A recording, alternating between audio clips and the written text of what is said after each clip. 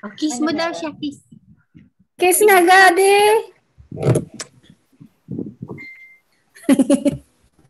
Dito kami ngayon sa bahay nila ko Junji. Nakalipat na kayo, Tin? Oo, ate, nakalipat na. Ay, saya-saya. Oo, nandito kami rin ngayon kina Kuya Junji. Wala kaming internet sa amin. Meron naman mobile data. Pero mahina. Nagpipitback tayo.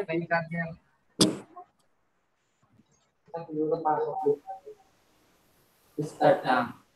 Gusto mo?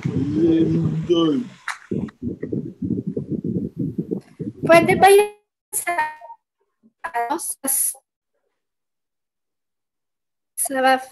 Facebook?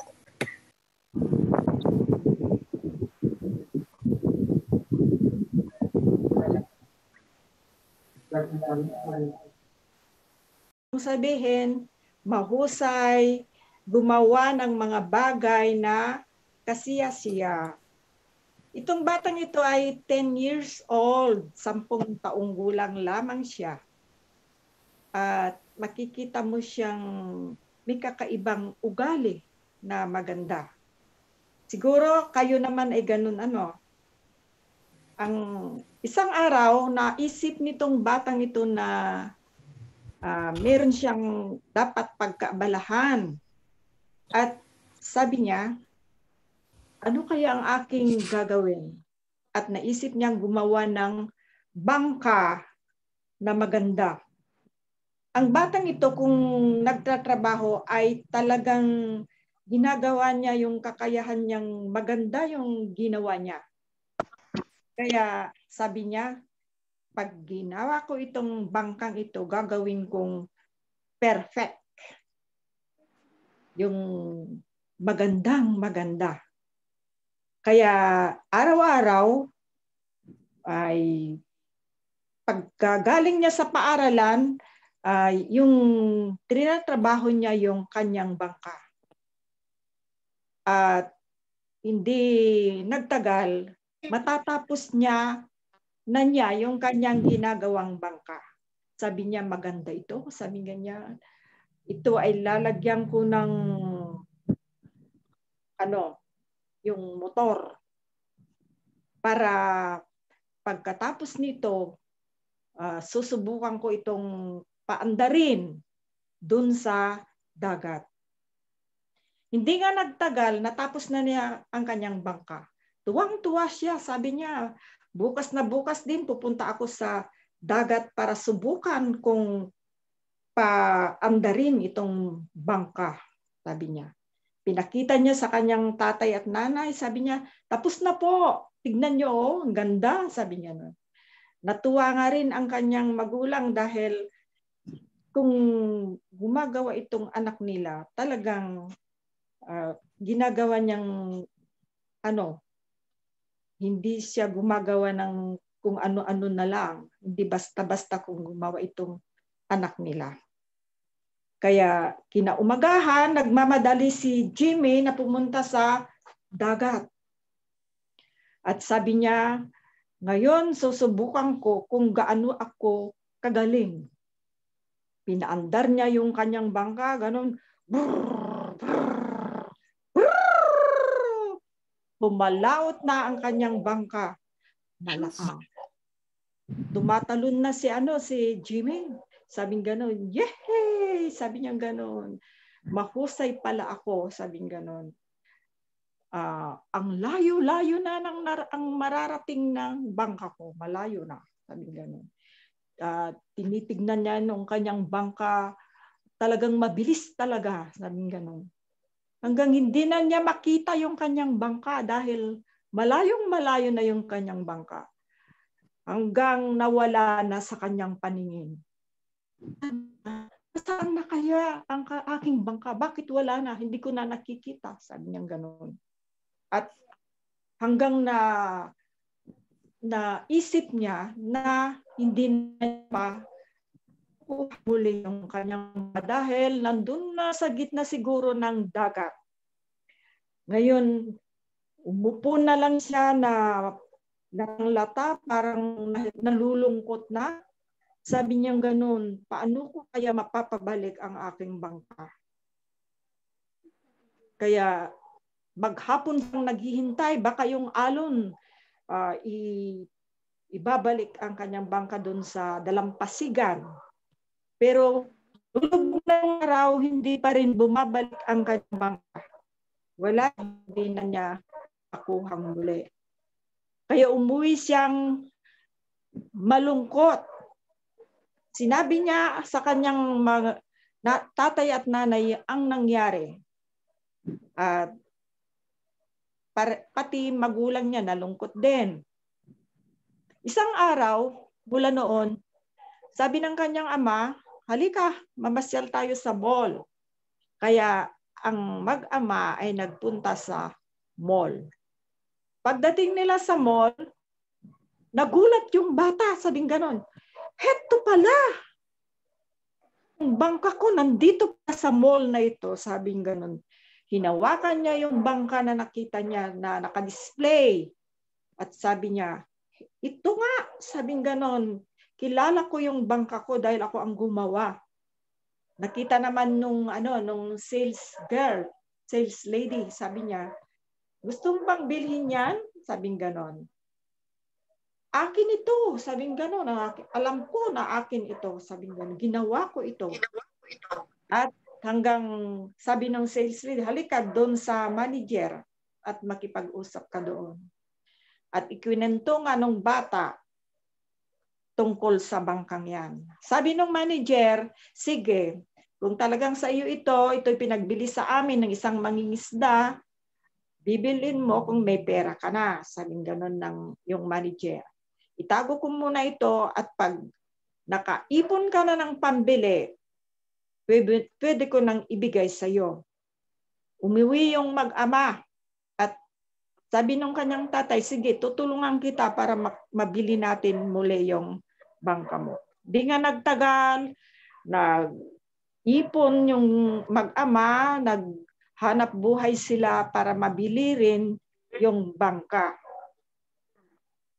At dumating ang araw na nakaipon na sila ng pambili at binili na nila yung bangka. Pag uwi nila, tuwang-tuwa yung bata, sabing ganon, mahal na mahal kita, aking bangka, sabing ganon. Alam mo, sabi niya dun sa bangka na hawak-hawak na niya yung kanyang bangka, ginawa kita. Ngayon, binili muli kita. Kaya, mahal na mahal kita, aking bangka, sabi ni Jimmy.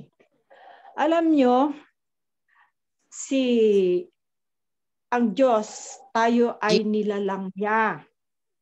Ginawa niya tayo. Nilalang niya tayo at binigyan tayo ng magandang katawan, magandang buhay noon.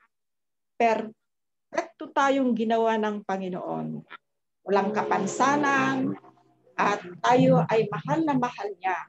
Pero nung nagkasala ang tao, nawala yung pakikipag-usap na personal ng Panginoon sa tao dahil nagkasala. At mula noon, hindi na kinakausap ng Panginoon ng harap-harapan ang tao. Pero ang Panginoon ay may plano. Kaya ang plano niya, tayo ay tutubusin muli.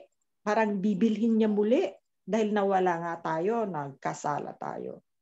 Kaya ang ginawa ng Panginoon, may plano. Ang Panginoon ay si Jesus, ipinanganak dito sa lupa para tutubusin tayo. Tutubusin tayo muli para maging kanya niya tayo muli. At nung pinanganak si Jesus, nabuhay si Jesus na mabait sa mga gulang, obedient siya, masunurin, masipag, siya ay naging mabait sa kanyang mga magulang, tinutulungan niya si nanay niya Mary at Joseph. Hanggang sa lumaki siya na naging mabuting anak. At nung dumating ang panahon, siya ay nagpapautismo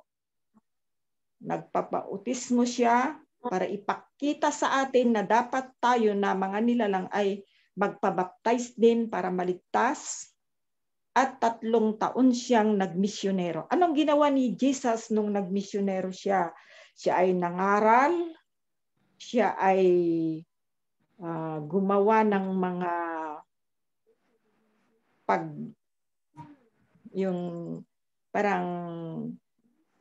yung mga may sakit, pinapagaling niya. Tapos, ang ginawa pa niya, gumawa pa siya ng mga milagro, binuhay niya yung mga namatay, tapos pinagaling niya yung mga may sakit.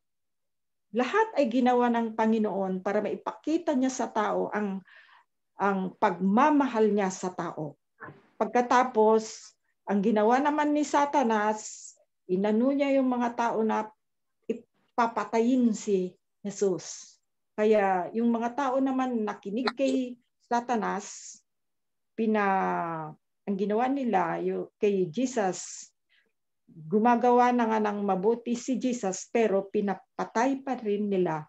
Kaya napako si Jesus sa krus. Yun ang paraan na ipakita ng Panginoon ang pagmamahal niya sa atin. Dahil sa kanyang dugo, dahil sa kanyang pagkamatay sa krus, si Jesus ay tinubos niya tayo sa ating pagkakasala. Kaya si Jesus, nilalang niya tayo, tapos tinubos pa niya tayo sa ating pagkakasala at para maging kanya tayong muli. Iniligtas niya tayo muli para maging kanya tayo muli. Kaya kung kayo ay susunod sa kanyang mga ginawa, susundin niyo ang pagkamasunurin si Jesus mula ng pagkabata, at mabuhay kayo na mabait, mabuhay kayo na sumusunod sa kanyang mga utos, 10 utos, kayo rin ay kukunin niya sa langit at maging kanya kayong muli ng Panginoon. Ito na ang wakas ng aking kwento. Sana maintindihan nyo.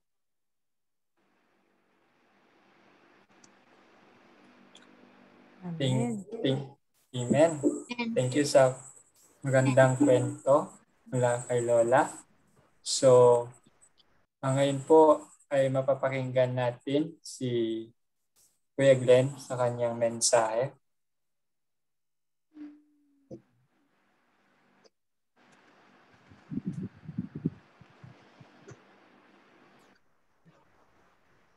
Ito.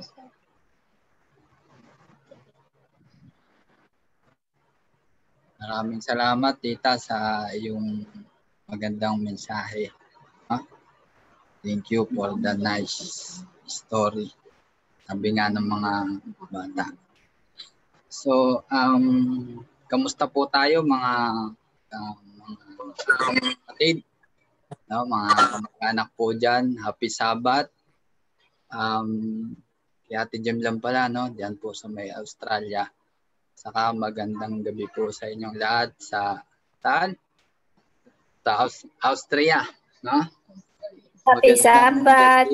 Sa mga kamag-anak dyan, si Bandwain, Christine, mga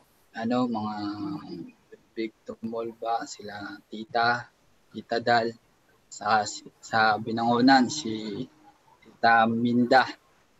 Magandang gabi sa inyo. So, kamusta na po tayo? Kamusta yung ating pong ECQ ngayon? Yung ating pong lockdown? Kamusta yung ating trabaho dyan? Yung pong mga work from home sa atin, si Bandwain. Ikaw ba, Ate Jem, ay work from home o ano? Wala nang problema kay Ate Jem kasi siya po ay medical worker. And then kay Christine, wala naman checkpoint pagdating sa kanya, tayo po ngayon ay alam naman po natin. Naka-quarantine ako ngayon. Naka-quarantine ka ba? So, Oo, pero babalik na ako sa Wednesday sa work. Tama-tama at nakasama ka namin ngayon, no?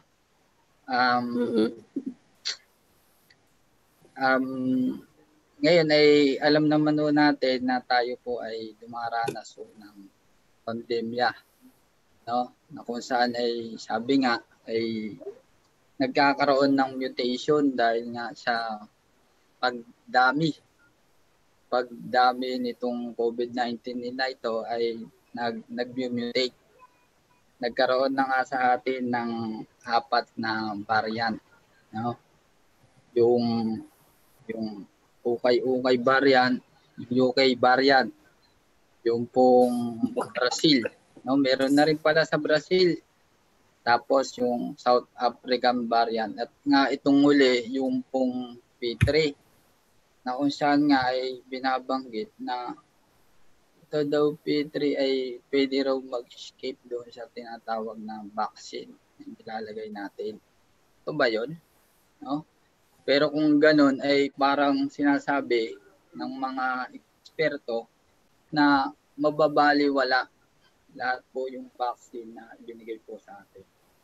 At saka marami rin pong mga kumakalat na meron pa rin daw sumunod daw na pandemic.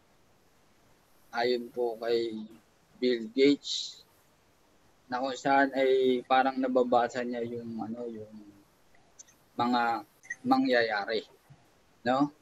At kung ating pong titignan, ito pong pandemic na ito po sa Biblia ay tinatawag na pestilence. At ito po ay nakita na, hindi lang basta inulaan, nakita ng Panginoong Hesus, sinabi sa kanyang mga alagad. Dito po sa may Mateo 24, ang talata ay 7 kung hindi po ako magkakamali. Sabi doon ay there will be wars and rumors of wars. Nations against nations will rise and kingdoms against kingdoms. At sabi pa doon ay there will be famines. At ito nga yung pong pestilence and there will be earthquakes. No?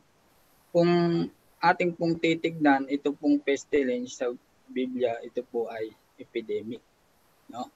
Ito po ay contagious disease or infectious disease. Tama po ba yun? No?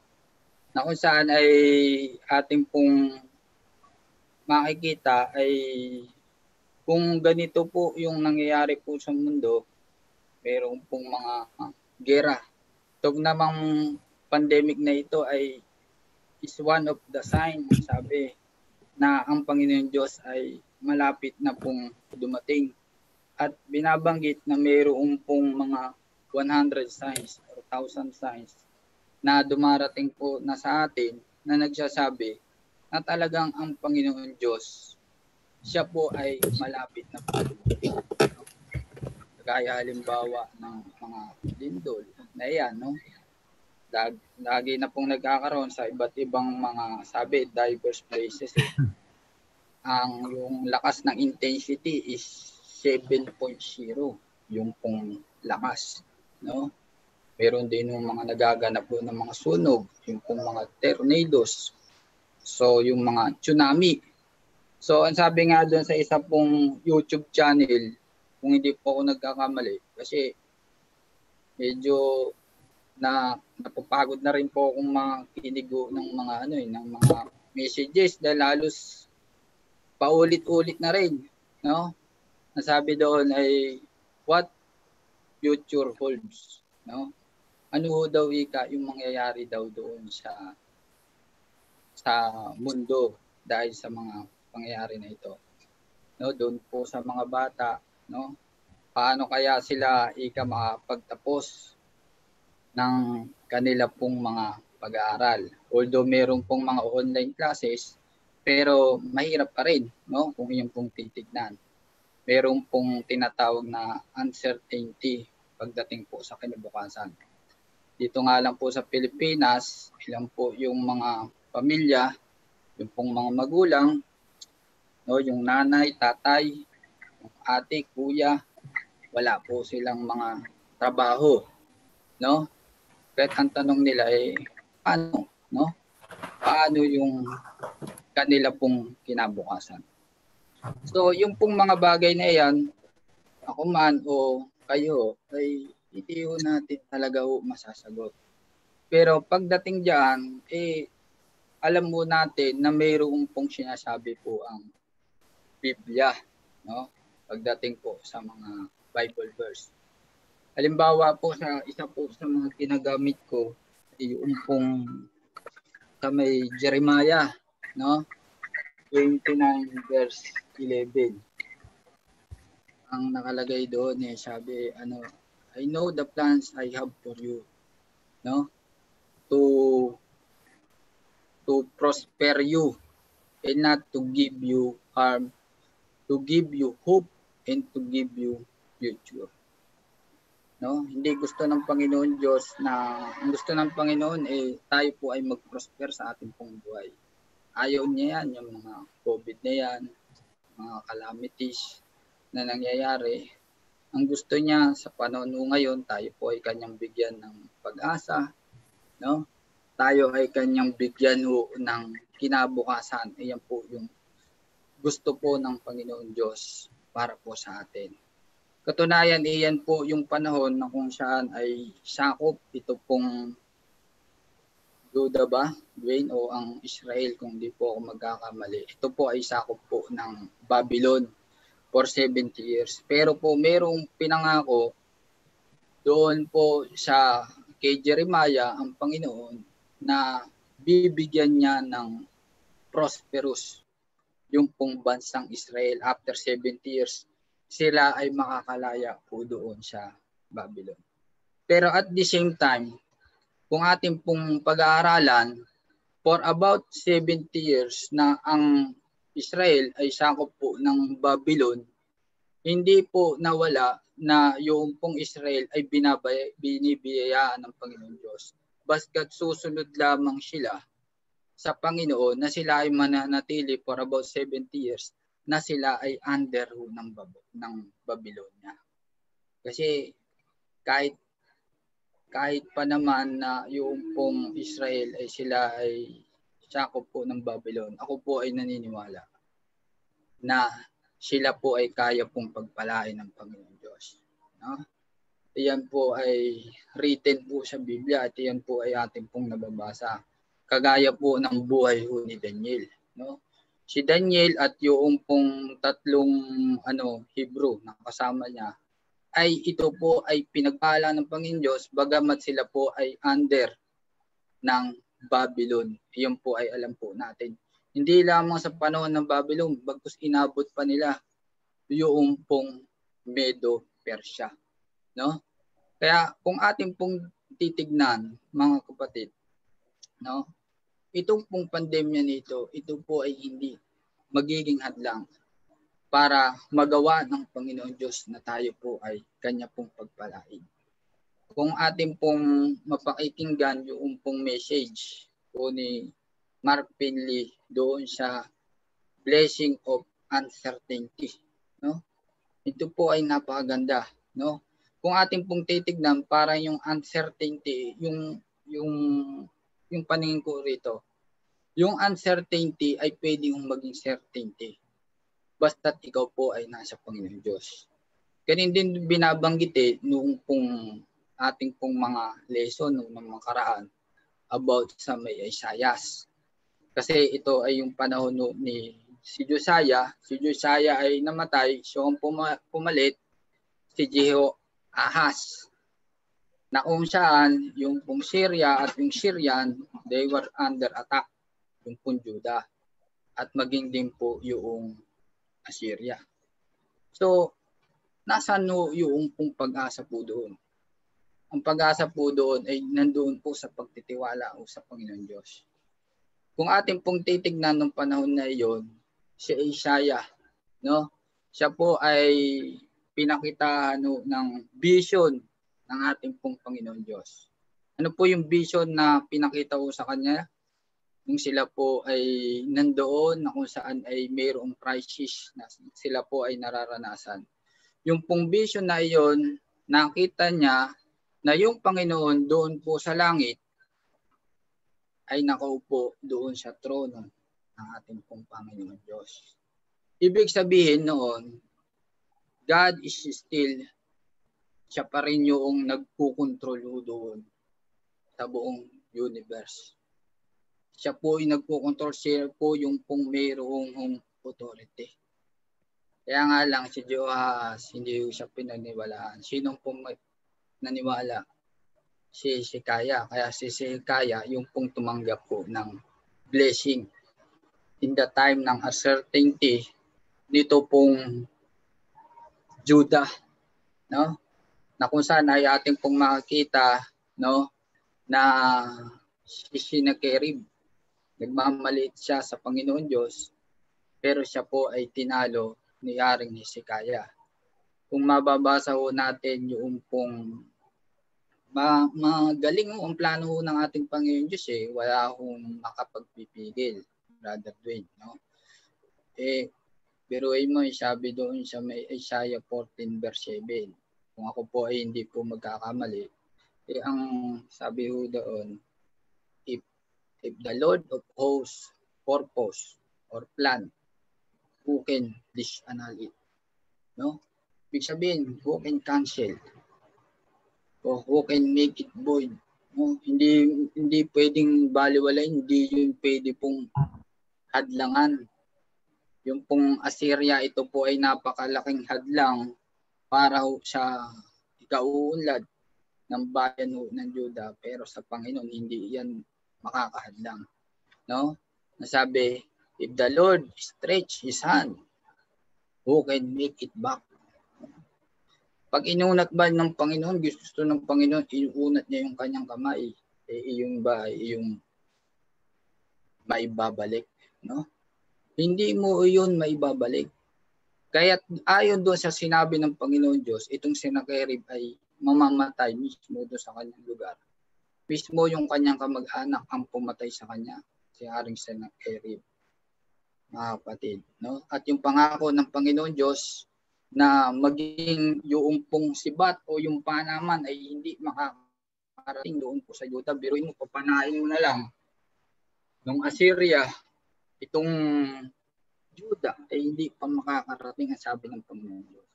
Sapagkat nung panahon na iyon ay sinaktan ng anghel ng Panginoon Diyos ito pong Assyria. No? Makita mo po dito yung great controversy. Yun ho yung aking nakikita rito. Sapagkat kung ang Juda noon ay tinalo ng Assyria, kapatid, ay wala akong tagapagdala ng ebanghelyo ng ating Panginoon Diyos. Wala na ho yan sila Daniel. Wala na si Shadrach, Meshach at Abednego. Diba? No? Kung ating pong titignan ay wala na rin tatayo na Jesus Christ dahil ang Panginoong Jesus, siya po ay galing doon sa Juda. Pero walang sino man ang siyang makakadlang sa plano ng ating Panginoon Diyos. At kung sila man po ay mahadlang, sabi, all things work together for those who love their God. Gagamitin na silang kasangkapan ng Panginoon Diyos para lalong matuloy yung pong plano ng ating Panginoon Diyos. Ganun po magplano yung Panginoon. Unlikely sa plano ngayon po ng mga administration. Hindi ko naman po sinasabi, pero talagang mahirap kasi hindi naman talaga yan ng Panginoon Diyos. Ating pong Pangulo, susumikap na build. No, yung pong biruin mo parang Jollibee. C1, C2, C3, C4. Mga kalsada ho, dyan lang sa C6, C5. Di ba, nabuta mo naman yan, C6. Meron mo tayong C7, C8, C9, C10. Yan po ay meron na pong mga pondo. Pero dahil sa COVID, yan ho ay maantala. Di na ho natin alam kung iyan po ay matutuloy pa. Pero sa Panginoon Diyos, kapag po ang Panginoon ang siyang pong nagplano, hindi ka lamang niya gagawing prosperous.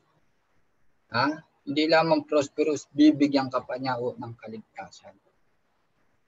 Sino ang mga pumigil sa Panginoon? No? Para po siya talaga ay parang tupa na ipapako doon sa krus. Mga malalaking tao. Gano si Herodes. Sanggol pa lang siya ay tinangka na po siyang patay. Pero napiligil ba yung plano ng Panginoon Diyos? It's a miracle. No? Talagang planado na talaga ng Panginoon Diyos. No? Nandyan hindi ko masyadong makilala, si Pilato, mga nagpapako sa Panginoon sa Kristo. Si Ananas, yung pong leader ng mga pare, yung highest priest doon po sa mga Sanhedrin.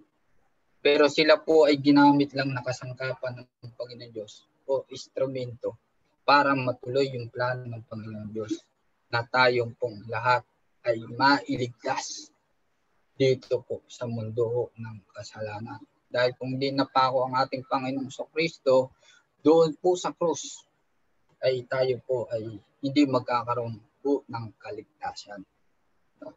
Kung naibigay ng Panginoon Diyos yung kanyang pong buhay para sa atin, how much more pa na tayo ay kanyang iligtas at bigyan ng magandang buhay dito po sa mundong ito. Na ito pong COVID-19, ano po ang naituturo sa atin ito? Tayo po ay lalo pong napalapit sa atin. No? Tayo po ay magkaroon po ng personal na relasyon sa ating pong Panginoon Diyos. No? Tayo po ay nalayo po sa ating pong mga trabaho para tayo po ay matuto na manalangin sa Panginoon Diyos, magbasa ng ating pong Biblia. At dito po ay binibigyan ng solusyon po ng Pope, no? Ayun lang po sa mga ilang impormasyon. Hindi ko rin alam kung tama. No? Na ang dahilan daw nitong COVID na ito ay yung tinatawag na climate change. No? So ito po ay binibigyan ng solusyon pero maling solusyon. No? Ito po yung pagpapasaw ng sandilo. Gaya ng tinuturo po ni Pinsan, si Pastor Gerson, na ito raw daw yung solusyon para itong pong climate change na ito ay magkaroon ng isang kapahingahan para ang mundo natin po ay makapagpahinga para maantala yung pong pagbabago ng klima. No? Pero kung ating pong titignan mga kapatid, no, isa lamang ang solusyon. Ito po ay ang pangalawang pagdating ng ating pong Panginoong Diyos. At kung ating pong makikita sa kahuli-hulihan, no? Kung ito po ay ating pong maunawaan, ay talagang ang plano ng Panginoon Diyos, no? Ay tayo po ay maging prosperous sa ating pong buhay. Bakit po? Sapagkat ibibigay niya sa atin yung pong langit. Yan po yung pong pinakamaganda. Sarabi po sa Revelation 19, verse 11, hindi po ako nagkakamali, ay yung Panginoon Diyos ay makikipaghinga para po sa atin. Para lamang tayo po ay mailigtas. Salamat po. Amen. Amen. Praise God sa pagandang mensahe na naibigay po sa atin ngayon. So, para sa ating gathering, a question at reflection, kung sino man ang meron sa mensahe na ibigay ko sa atin ngayon.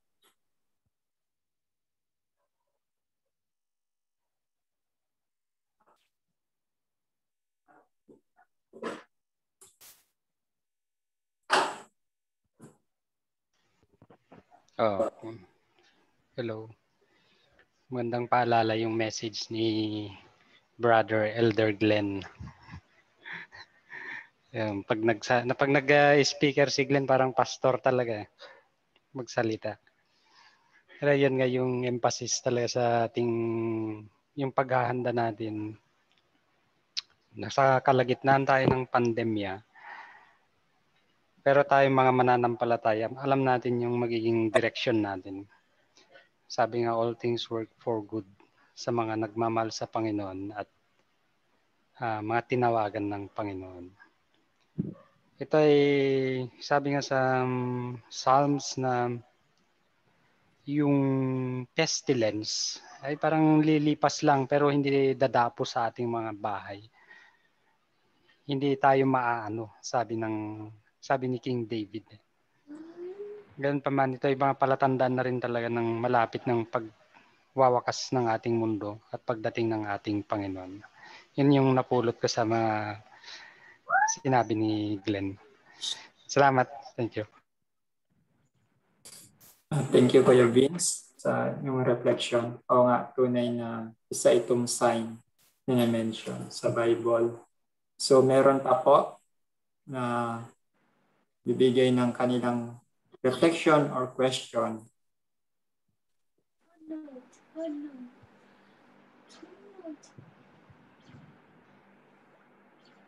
About Ate Jem?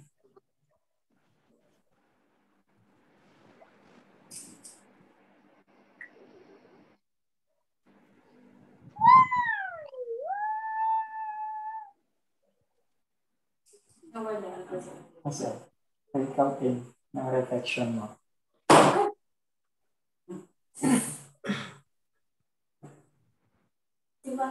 Kasi may masabi ka lockdown ba sa inyo? Kung tayo ay mananampalataya sa Panginoon, wala tayong dapat ikatakot. Ang ikakatakot natin kung mawawala sa atin ang Diyos.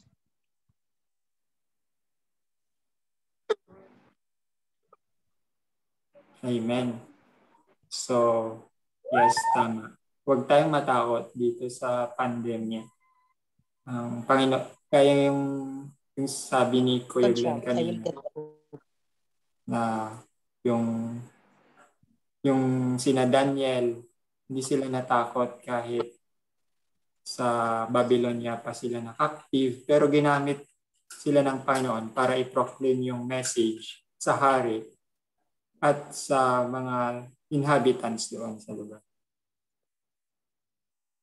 Sana gamitin rin tayo ng Panginoon in times ngayon na maging pagpapala sa iba. Yan pa po? Question?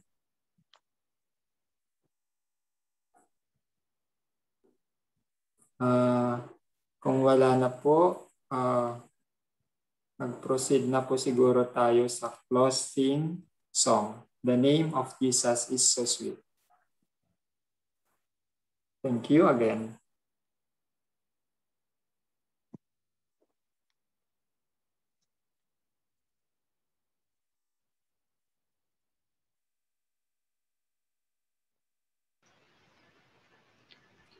Yung kantang ito ay familiar sa mga elderly.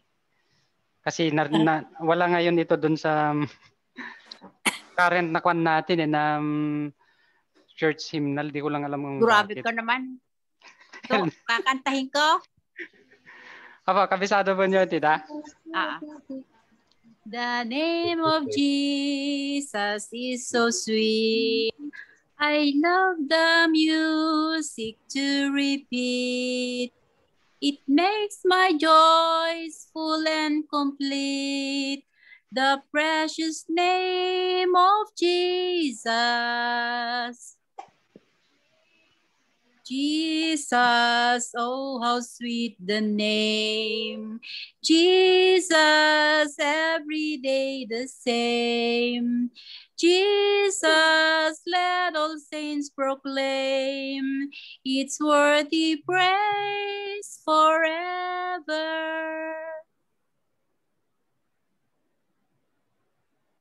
Volunteer.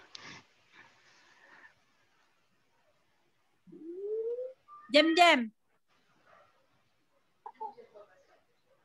Nawala si Ate Jem. Si Kantin. I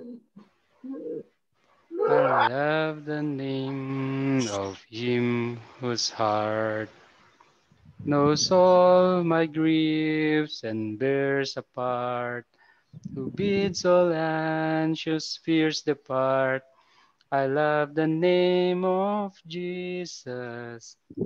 Jesus, oh how sweet the name. Jesus, every day the same. Jesus, let all saints proclaim. It's worthy praise forever.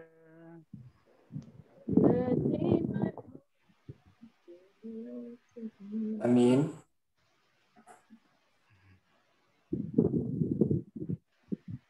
That name I found, we love to hear. Here. It never fails my heart to cheer. Its music rise the volunteer. Exalt the name of Jesus.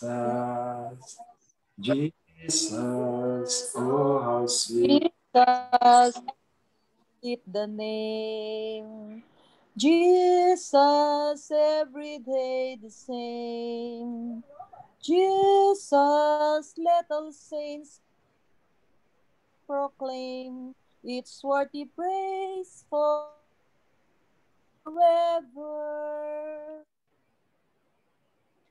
No word of man can ever tell how sweet the name I love so well. Oh, let its praise ever swell. Oh, praise the name of Jesus.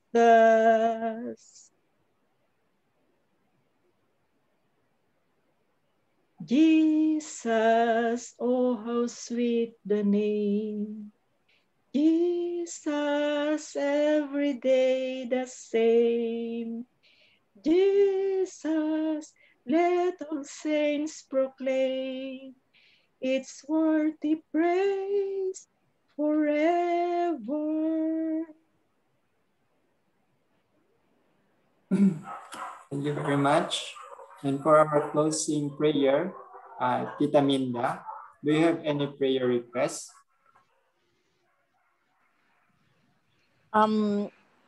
Sino magtatanong ng prayer request? Ako? O ikaw? Kayo po. Pag-pray ko natin yung pandemic na matapos na, hindi na mag-extend. Magagather ba ako ng prayer request?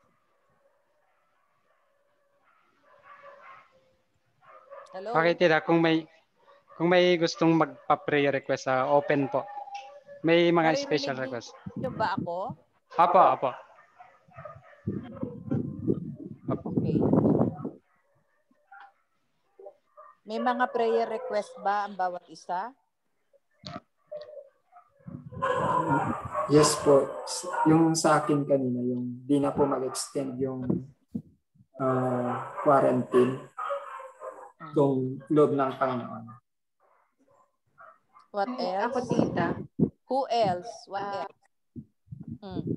Ako po, Alis ka tita. na. I'm for prayer. Kung ano po yung kalooban ni God sa akin. At kung positive man yung aking ngayon, yung mga application ko ngayon, ay tulungan niya ako sa bawat step. Kasi parang humihirap na. Humihirap ang Requirements po. At yung mga kailangan na halimbawa, may provide at the right time. Any more? Meron pa ba? Protection po sa COVID-19. Okay. So, wala na? Ate, anong request mo? Sana tayo ay makapaghanda sa ikalawang pagdating ng Panginoon at ilayo tayo sa mga kapahamakan.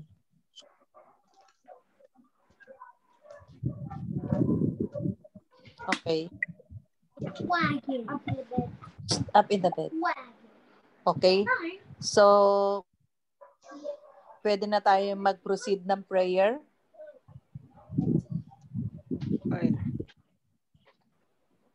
Wala na? Okay na po. Wala na po yan. Okay. So, let us pray.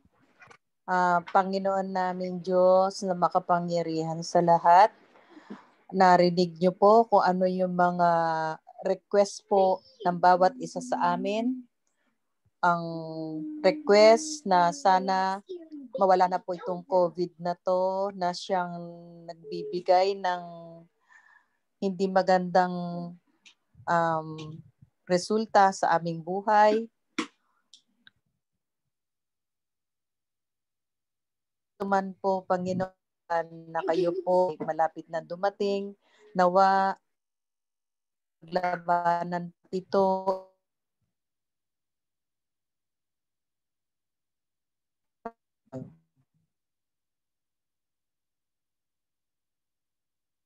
na para makapag-work siya abroad. Panginoon, sana lahat ng mga requirements ay ma-provide niya in ganun din po ang paghiling ng protection sa bawat isa sa amin. Ang mga sakit po namin, lalo na kaming mga elderly, nahihirapan na po kaming tumayo. Pag nakaupo, masasakit na ang mga daliri. Panginoon, na po na ang aming physical na katawan ay nagde-deteriorate na. Nawa, Panginoon, bigyan mo kami ng lakas at kalusugan. At ganun din po, dinadalangin ko rin po yung aming kamag-anak, pamilya ni Auntie Maring na namatay lang the other day. Panginoon, sana bigyan niyo po sila ng consolation na yung kanilang mga emosyon, spiritual na pamumuhay, Panginoon, maging matatag po na sila. Alam namin, Lord, na ating na yan, ang hinihiling po namin, sana maihanda namin ang aming mga kami kunin ay inyong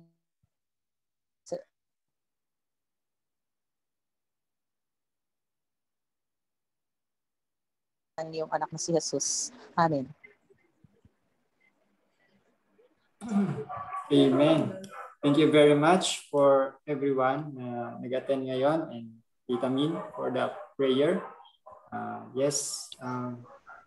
Pag-pray natin yung family ni Lola Maring. Sana ma-comfort sila. So ngayon, and thank you for very much for attending sa Isabela, sa Cagayan, and sa atin sa Manila. Plus lang din, may promotion lang ako konti. Siguro to improve yung worship natin sa mga susunod na worship. I-develop namin nila Dwayne yung paggawa ng music video.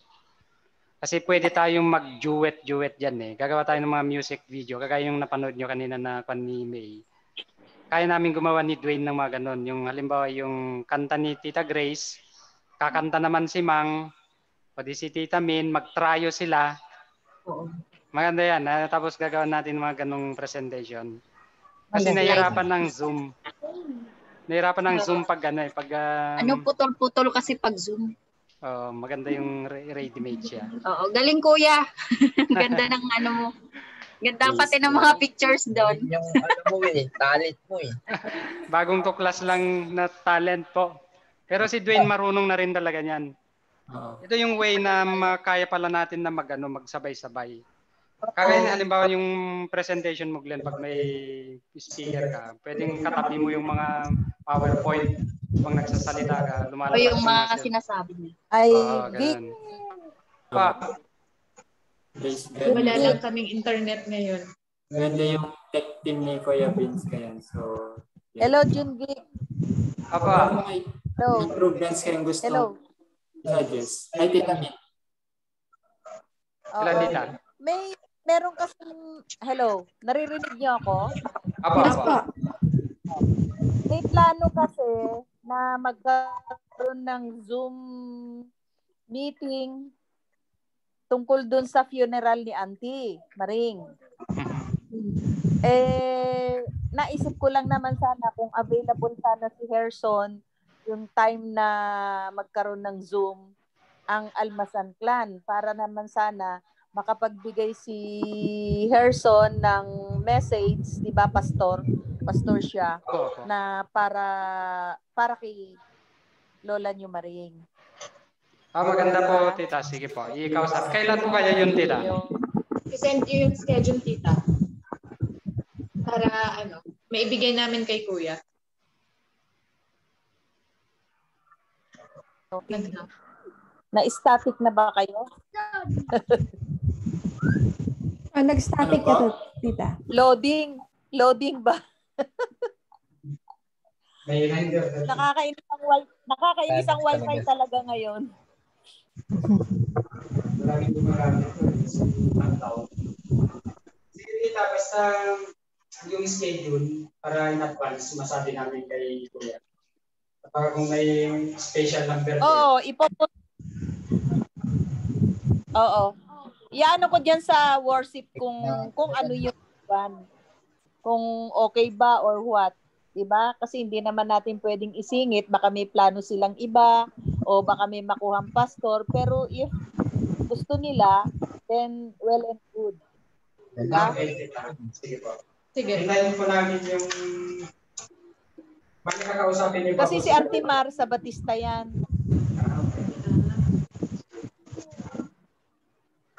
Sige, wait po namin yung instruction sa inyo.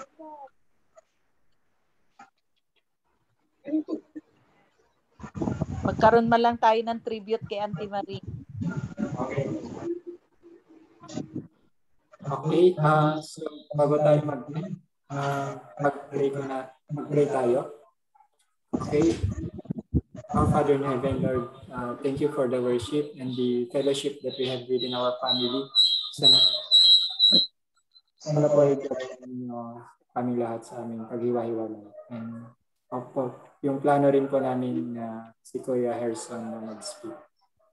Please bless you. And yes, God, please bless our sleep tonight and our health and our families. In Christ's name we pray. Thank you. Amen. So thank you po. God bless. God bless. Bye-bye. Bye.